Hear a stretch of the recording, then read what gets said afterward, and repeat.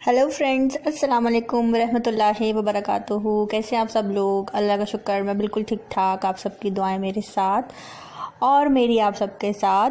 तो जी फ्रेंड्स, आज का व्लॉग थोड़ा लेट डाल रही हूँ क्योंकि मुझे डेली रूटीन शेयर करनी थी।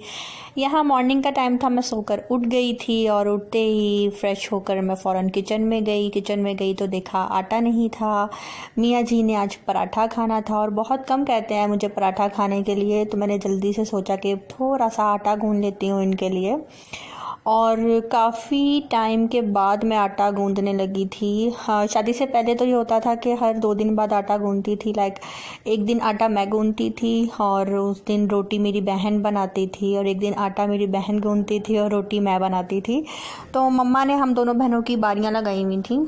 और शादी के बाद तो मैंने सिर्फ एक दफ़ा आटा गूँधा था, वो भी मुझे किसी ने कहा नहीं था, लेकिन मैंने खुद ही गूँधा था और उसके बाद मैंने कभी नहीं गूँधा। मम्मा की तरफ भी मैं काफ़ी टाइम बाद आटा गूँध रही हूँ। और आप यकीन करें कि मेरे हाथ में इतना दर्द शुरू हो गया था, मेरी बाजू में मसल्स जो थे ना वो काफ़ी टाइट हो गए थे। आदत जो नहीं रही काम करने की आटा गूँधने की। तो बस ये थोड़ा सा मैं आटा गूँध रही थी। और मुझे आज भी याद है, जब मैं 7-8 साल की थी तो मेरी मम्मा किचन में जो है ना काम कर रही थी, तो मम्मा ने आटा निकाल के रखा हुआ था। तो मैंने मम्मा को बोला कि मम्मा मैं गूँधूं। मम्मा ने कहा नहीं, अभी तुम बहुत छोटी हो। तो पास में पानी था, मैं पानी के अंदर हाथ डाल के आटे के ऊपर ड्रॉप डाल रही थी पानी के, मुझे बहुत मज़ा आ रहा था ना। तो फिर मैंने ज़िद की कि मम्मा नहीं, मैं गूँधती हूँ आटा। तो मम्मा ने मुझे कहा कि अच्छा चलो अच्छी तरह अपने हाथ साफ़ करो। मैंने हाथ धोए अच्छी तरह और फिर जब मैंने आटा गूँधा, मैंने इतना ज़ोर लगाया दोनों हाथों से, इतनी ज़ोर से मैंने गूँधा कि 2 दिन तक मेरे हाथ से स्वेलिंग ख़त्म नहीं हुई। मम्मा इतना हंसी के आटा इतना ज़ोर से थोड़ी गूँधते हैं। तो फिंगर्स के पास स्वेलिंग हो गई थी और 1-2 जगह नील भी पड़ गए थे। मुझे था कि आटा ज़ोर से ही गूँधा जाता है। तो तब मैं थी 7-8 साल की जब मैंने फ़र्स्ट टाइम आटा गूँधा था। और दादी तो मेरी बिल्कुल किचन में नहीं जाने देती थी। मम्मा को कहती थी कि नहीं, बच्चों को किचन में नहीं जाने देना, आग के साथ खेलते हैं बच्चे, ये वो। तो खैर, जिसको शौक़ होता है वो ही कुकिंग करता है, जिसको शौक़ नहीं होता वो बिल्कुल भी नहीं करता। और यहाँ पे जो है मियाँ जी के लिए मैं ऑमलेट बना रही थी। और इसी तरह एक मुझे किस्सा याद आ गया बचपन का। मैं छोटी थी, मैंने नया सूट पहना था, ट्यूशन से मैं पढ़ के आई थी। और जब हम ट्यूशन से पढ़ कर आते थे ना बचपन में, तो हमें बहुत ज़्यादा भूख लग जाती थी। दिल करता था घर आते ही जैम स्लाइस खाएं या अंडा ब्रेड बना के खाएं। तो पढ़ने के बाद वैसे ही बहुत भूख लगती है। मुझे मम्मा ने कहा कि तुम किचन में नहीं जाओगी, मैं ना नमाज़ पढ़ के ना तुम्हें मगरिब की, तो तुम्हें मैं बना के देती हूँ, तुमने जो खाना। मैंने कहा नहीं, मैं खुद बनाऊँगी।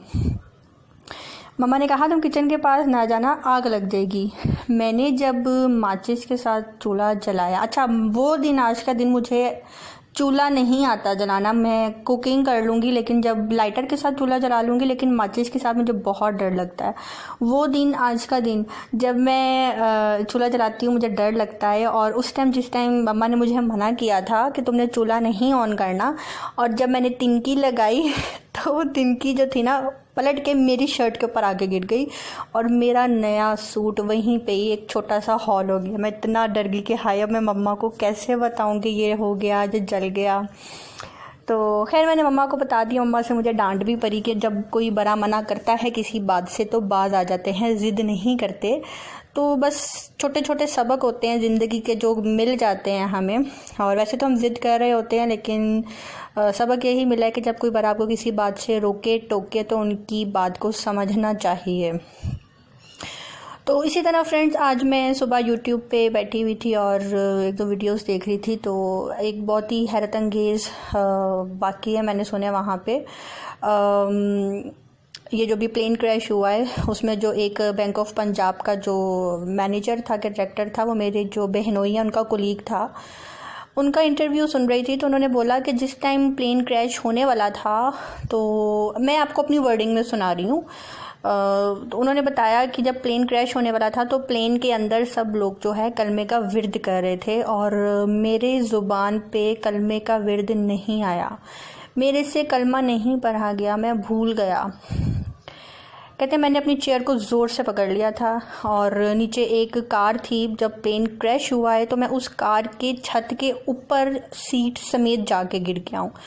अब कहते हैं पता नहीं ये कोई मुआवजा था अल्लाह की तरफ से। कहते हैं मुझे यूं ही लगा जैसे किसी फरिश्ते ने जाके जो मेरी सीट थी ना वहाँ पे रख दिया। कहते हैं हस्बैंड जो था उस औरत का कार से बाहर था और वो औरत ही कार के अंदर थी और मैं उनकी गाड़ी की छत के ऊपर जाके गिर गया। और जब फटाफट उन मियाँ बीवी ने मुझे नीचे उतारा और एम्बुलेंस आई, मुझे हॉस्पिटल लेकर गए। और कहते हैं जब मैं ठीक होकर घर आया हूँ तो फैमिली ने बताया है कि जिस टाइम प्लेन क्रैश हुआ है तो तुम्हारी माँ जो है उस टाइम ज़ोहर की नमाज़ पढ़ रही थी। जुम्मे का दिन था ना, उस टाइम ज़ोहर की नमाज़ पढ़ रही थी। और उसमें जो है जब उनको पता लगा, जाहिर सी बात है हम जब नमाज़ पढ़ते हैं घर में कोई बातचीत चल रही होती है, कान में आवाज़ तो चली जाती है। तो उनकी जो वालदा थी उनके कान में आवाज़ चली गई थी कैसे प्लेन क्रैश हो गया है, और वो उन्होंने अपनी नमाज़ नहीं तोड़ी। कहते मेरी माँ नमाज़ पढ़ती रही और सजदे में चली गई। जब तक उनको ये खबर नहीं मिली कि मैं ठीक हूँ तब तक मेरी माँ सजदे से नहीं उठी। तो ये एक मुआवजा था। और कहने को तो लोग ये भी कहेंगे कि तौबा तौबा इसने कलमा नहीं पढ़ा, अल्लाह ताला ने इसको अपने पास नहीं बुलाया, ये वो। तो इसे कहते हैं अल्लाह जिसको रखे। और इसी तरह ही एक और लड़का था, कराची में एक लड़की रहती थी, पार्सन थी वो, और लड़का था लाहौर का। उसने अपने पेरेंट्स को बोला कि मैंने इससे शादी करनी है। तो घर वालों ने बोला कि नहीं, आप ऐसे मुस्लिम हो और आप पार्सन से शादी नहीं कर सकते। तो उसने बोला कि नहीं मैंने करनी है। तो माँ बाप ने ज़बरदस्ती उसकी शादी कहीं और करवा दी 10 साल पहले। जब उसकी शादी कहीं और करवाई तो उस लड़के ने बोला कि अच्छा उसकी डिवोर्स हो गई ना, माँ बाप ने उसकी दूसरी शादी करवा दी, वहाँ से भी उसकी डिवोर्स हो गई। उस लड़के ने कहा कि आप लोगों ने मेरी 2 शादियाँ करवाई हैं, दोनों शादियाँ मेरी नहीं रही, अब तो मुझे जाने दें। वो लड़की जो है आज भी मेरा वेट कर रही है। तो 10 साल से वो लड़की उस लड़के का वेट कर रही थी और आखिरकार वो लड़की के पास जा ही रहा था 28वें रोज़े कि उसका प्लेन क्रैश हो गया और उसकी भी डेथ हो गई। और इसी तरह एक और मौलवी था जो कि जिसकी जॉब अमेरिका में थी और उसने पाकिस्तान आया हुआ था। उसकी कंपनी की तरफ से उसकी जॉब ऐसी थी कि उसको डिफरेंट ममालिक में जाना होता था उनकी सिटीज़ में काम वगैरह करने के लिए। तो वो लाहौर आया हुआ था और उसने कुरान हिफ्ज़ किया हुआ था। उसने 29 रोज़े उसने जो है ना तरावियाँ पढ़ाई थी। और वो भी प्लेन क्रैश में जो है उसकी भी डेथ हो गई। उसने एमरजेंसी टिकट ली थी 2 घंटे पहले। तो बस इस्तग़फ़ार। ये बातें सुन के आज मुझे बहुत हैरानगी हुई। हर बंदे के पीछे कोई ना कोई किस्सा, कोई ना कोई कहानी होती है। बहुत दिल बुरा हुआ सुनकर कि तो बस इस्तग़फ़ार। वो जो लड़का था जो 10 साल से एक लड़की उसका इंतज़ार कर रही थी, पार्सन, उसका सुन के बहुत हैरानगी हुई। तो ज़िंदगी बहुत कीमती है और बहुत छोटी है, हमें नहीं पता हमारे साथ कब क्या हो जाए, हमें बिल्कुल भी नहीं पता। तो हम अपनी मौत भूले बैठे हैं। अल्लाह पाक से यही दुआ है कि या अल्लाह पाक सबको अपने हिफ्ज़ो ईमान में रखना। और यही थी आज चंद बातें जो मैंने आप सबके साथ शेयर करनी थी। और यहाँ पे जी मैं अपने हस्बैंड के लिए ब्रेकफ़ास्ट बना रही हूँ और आपको नज़र आ रहा होगा ब्रेकफ़ास्ट बना रही हूँ। मैं बता तो नहीं सकती, अभी मैंने प्याज काटा, हरी मिर्ची, अंडा डाला, तो बस आप लोग देख रहे हैं यही है। साथ मैंने सोचा कि छोटी मोटी बातें आप सबके साथ मैं शेयर कर दूं। और जिस टाइम जो है मेरा ब्रेकफ़ास्ट बन गया था तो लास्ट में जब मैं ऐसे टेबल के ऊपर रख के जब ट्राईपोड में ऐसे मूवी बना रही थी, अभी खाते हुए की नहीं बनानी थी, तो मेरे मियाँ जी को एकदम से ना गुस्सा आ गया कि यार हर वक्त तुम जो है वीडियो बनाती रहती हो। तो मैंने कहा आप भी तो मेरे साथ बनाते हो, अभी आपका मूड ठीक नहीं है तो आप मुझे डांट रहे हो। तो खैर फिर अचानक से वो रिलैक्स हो गए थे, उनका मूड ठीक हो गया था। और जी मॉर्निंग के बाद फिर ब्रेकफास्ट के बाद फिर मैंने चाय बनाई, चाय पी। आज मैंने सिर्फ दिन में 1 कप चाय का ही पिया है, शाम को भी मैंने चाय नहीं पी थी। और ये शाम का टाइम है, हम बैठे हुए थे, बातें शातें कर रहे थे। भाई जो थे 2 घर से बाहर गए हुए थे, मम्मा पापा मूवी देख रहे थे, मैं और मेरे हस्बैंड हम टीवी लाउंज में बैठे हुए थे। और कल मैं न्यूज़ में देख रही थी कि इंडिया में जो है समुद्री तूफ़ान आने वाला है, 10 घंटे का उन्होंने टाइम दिया था। तो यहाँ पे फ्रेंड्स ये देखें, ये सब्ज़ी है घिया गोश्त है, ये बहुत मज़े का लगता है पका हुआ। तो ये मैं खा रही थी बॉयल चावल के साथ, मम्मा ने रात को खाने में ये बनाया था।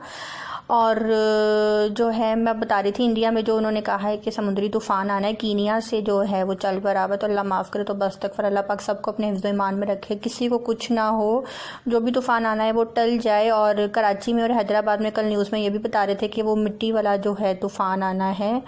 तो बस इस्तग़फ़ार। और अल्लाह पाक सबकी हिफाजत करे। और जी यहाँ पे बस मेरा व्लॉग भी थोड़ी देर में ख़त्म होने वाला है। और ये बेला बैठी हुई थी, मेरे हाथ में जो थे सेल थे, मैं उनको हिला रही थी और बेला परेशान थी कि आवाज़ कहाँ से आ रही है, लेकिन बेला ढूंढ रही थी। बेला को नज़र नहीं आ रहा था कि मैं क्या कर रही हूँ। और ये सुबह से मेरे पीछे पीछे है, मैं जहाँ जहाँ जाती हूँ मेरे पीछे पीछे आती है। वॉशरूम जाती हूँ तो बाहर आके बैठ जाती है पता नहीं इसको आज मेरे से कुछ ज़्यादा ही मोहब्बत हो रही है। और आप सब बताएं, आप सब ने आज क्या खाया, आप सब ने आज क्या किया, आज क्या पकाया। और यहीं पे मेरा व्लॉग होने वाला है ख़त्म। अपनी दुआ में रखिएगा याद। और अब मुझे दीजिए इजाज़त और अब मैं चलती हूँ।